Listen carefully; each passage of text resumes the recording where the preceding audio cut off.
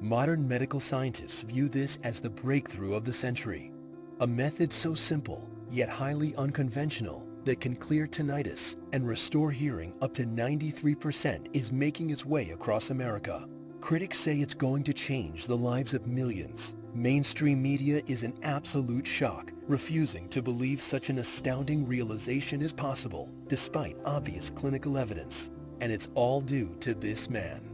An honest working American who risked everything, his job, his career, and his own freedom to do the right thing when Big Pharma left you to suffer.